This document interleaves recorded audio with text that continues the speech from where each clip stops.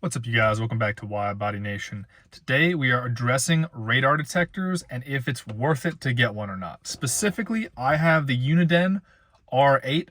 I bought it about 2 to 3 weeks ago, and I've taken it on over 2,000 miles of driving, both city and a lot of highway, because I just did a 2,000-mile road trip.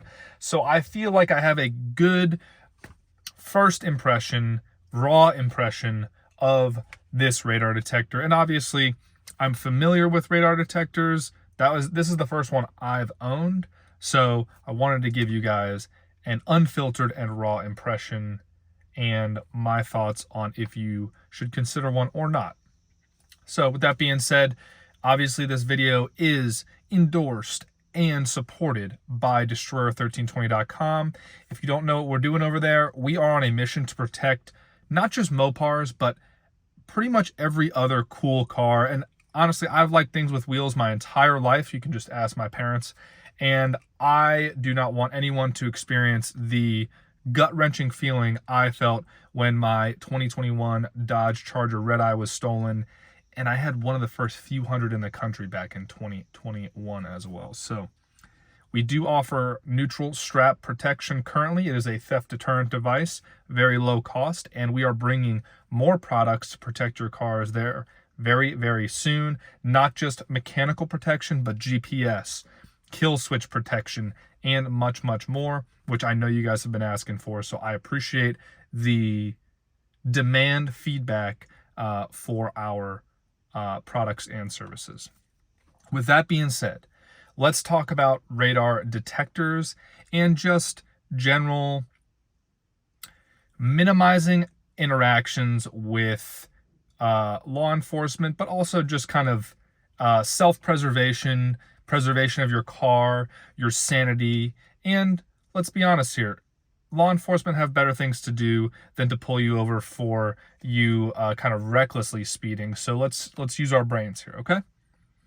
Now, in the interest of not jinxing myself, I have a relatively clean driving record. And like I said, this Uniden R8 is my first radar detector that I have owned and pretty much used. I've been in cars as a passenger before for drives, both short and long, where radar detectors proved relatively helpful. But one thing that always struck me about radar detectors is how borderline annoying they are.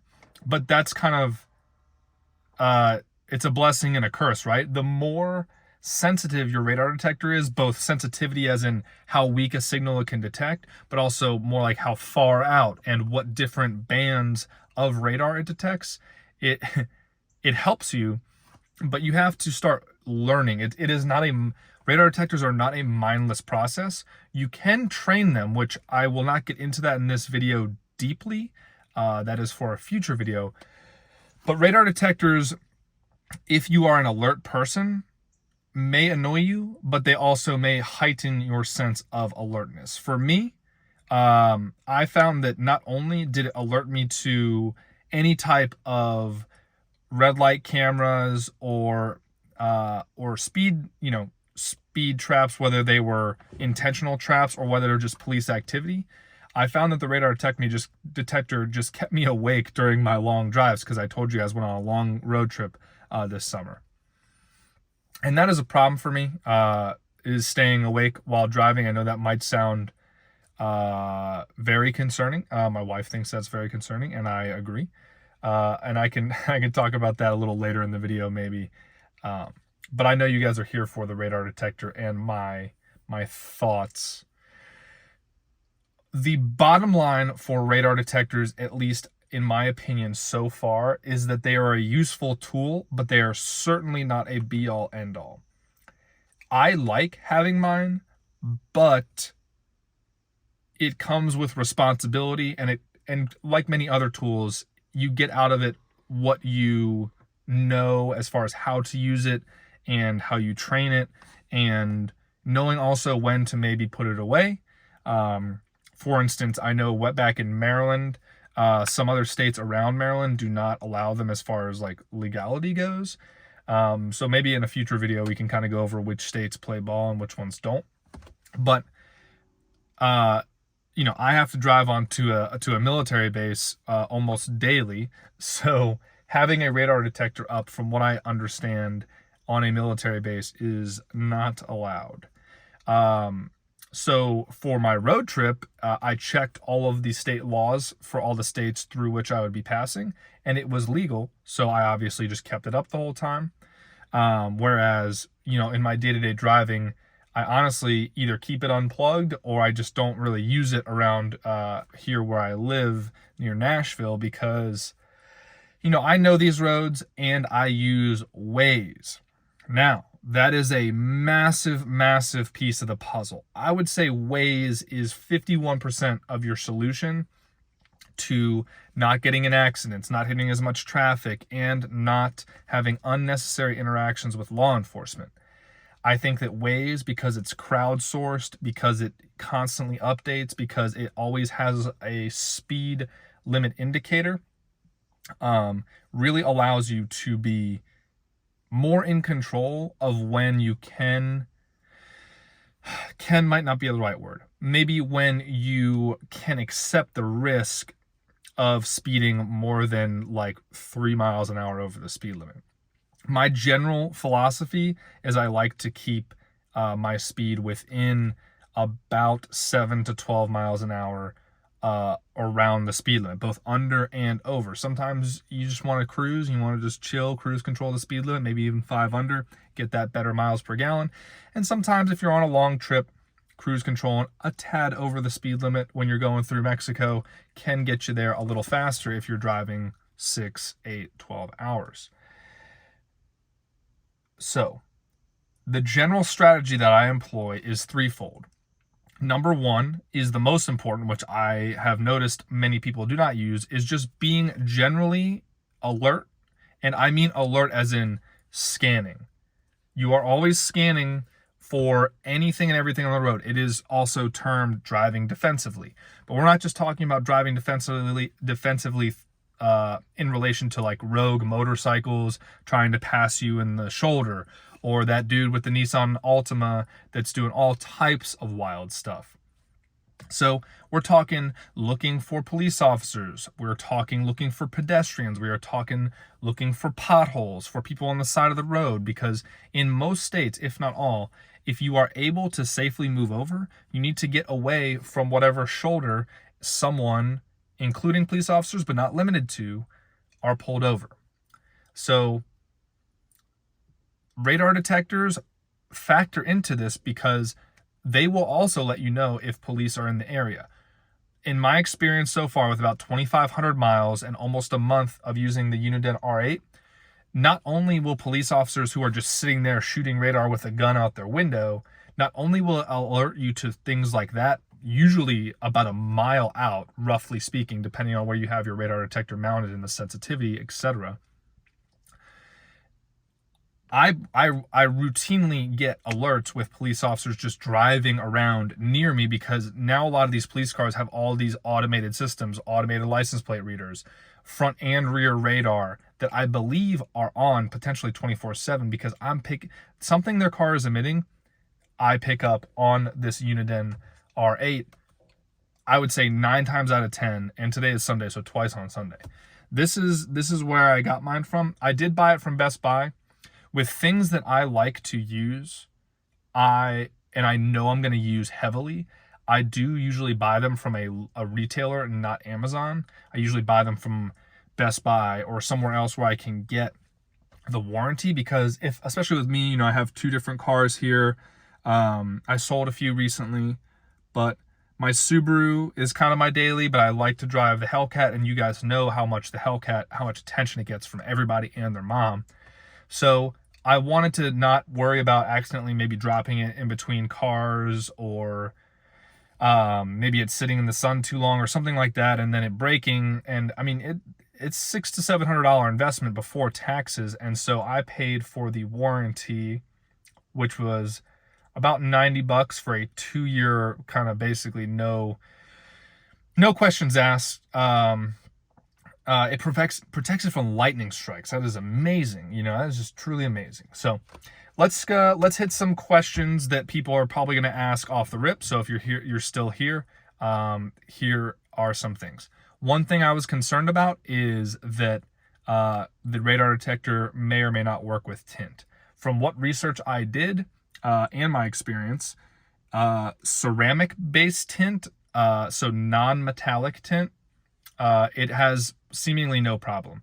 I was detecting police officers and other sources of radar on the highway at over a mile away, and I had my radar detector mounted up on the passenger side at mirror level, at a nice high level, level pointed forward. And the Uniden R8 also has rear as well, which is helpful. Not all radar detectors have that, but this one does. And I, for $600 to $700 plus tax and a warranty, I would say that it better have that. So that was a question of mine, and I'm happy to report, I got my tint done at Nomad Auto Works down in Nashville, Tennessee, relatively close to me, and I like the guys down there. They are good guys, and they use quality products, and they have great customer service. So happy to report that if you get your car tinted with Nomad Auto Works Expel Ceramic, you should be good to go, at least in my experience. So tint was one of my concerns. Increased theft risk for your car and just for your valuables is there. That is another reason why tint is a good thing for your car, because it decreases the amount of information someone can gather from from outside of your car about the contents in your car. Now, obviously, most states it is not exactly legal to have a tinted windshield, so that is something that you're going to have to weigh the pros and cons of, especially if your car is like a Hellcat where they're looking for any reason to pull you over. I'll do a separate video on tint in my experience. So leaving your radar detector up is probably not recommended, but obviously that's just one more step. But with many cars, with many desirable cars, you should have what I would call like a launch sequence. I'm sitting here right now, just like parked at home, and my car has trackers, it has AirTag, it has Destroyer1320.com theft deterrent device TDS, and it has some other things that I will obviously not disclose on this channel. On top of that, though, when I get home, I do my best to do my activation and deactivation sequence, which includes putting my car in valet mode. Obviously, we're not valeting anywhere around here. Talk to you about valet mode real quick, because this is something people keep sleeping on, but it's part of your theft deterrent solution, no matter if you have a radar detector or not. We go to drive modes, valet, yes, put in your launch code. Think about it as a fun little launch code. Reduced engine power, launch control disabled, street transmission, paddle shifters off, street traction, street suspension, street steering. That reduced engine power is the biggest one. And from what I understand, valet mode may on these newer cars, may be part of the security update where they prevent or at least make it harder for you to program a key using not necessarily the OBD, but the star connectors or various things like that. Back to the radar detectors and to Waze and just driving defensively. 99% of that is just simply the way that I choose to drive my car and the way that I choose to be perceptive while driving. The radar detector adds a level of awareness and a level of security to that, but if you are a person who relies too heavily on things like that, then it may be something that you need to heavily consider as a detractor, or maybe you even have a radar detector and you've still gotten tickets, still gotten whatever.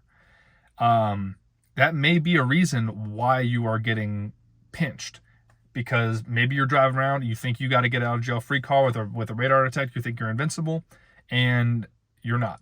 The best way to avoid tickets is obviously following traffic laws. The best way to avoid crashing is obviously to drive defensively, drive alert, and a radar detector, at least for me, has helped me do that, especially on my long trip. But things like staying out of the left lane, not weaving, not, not speeding over hills or down to the bottom of them where you're going around blind turns or blind hills or anything like that. I mean, you guys all live somewhere, you all live and work somewhere, you know where police officers usually sit, you know where accidents usually happen, you know where the cameras are. Those are the times to almost be automatically on your best behavior, if that makes sense. So in summary, do I find the Uniden R8 and just good radar detectors useful in general? The answer is yes, but with a big asterisk, as in you need to either keep using Waze, Google Maps is getting better. Google Maps has the best directions and the best ability to analyze traffic and routes. I use Waze as my actual turn by turn. I keep that up. And then I use Google Maps to continue to not actually be doing the directions. I just keep the routes up because Google Maps shows me the traffic, and maybe I need to do another video on that. But using those electronic tools, using your physical senses to go ahead and observe your environment vigilantly, and using tools like radar detectors to go ahead and give you that extra piece of information, those extra pieces of information to make decisions on how risky or conservatively safely you want to drive and act. With that being said, please let me know if you guys want more, radar slash, I'm not going to say how to drive content, but I'm going to say, want more content that goes over some of the tactics and strategies I use to go ahead and just mind my own business, really. That's what it comes down to. You guys don't need court dates. You don't need points on your license. You don't need to hit potholes. You don't need to crash into people.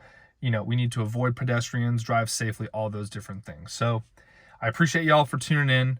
I'm sitting here contemplating whether or not I want to go to Krispy Kreme or not, because I have coupons for it. Buy one, get one free glazed dozen. Trying to resist here.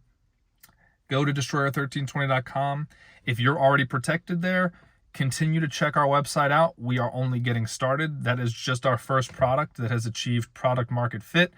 And there is going to be much, much more as far as products and companies we are working with, and some other things we are bringing to you guys. So appreciate you guys for tuning in.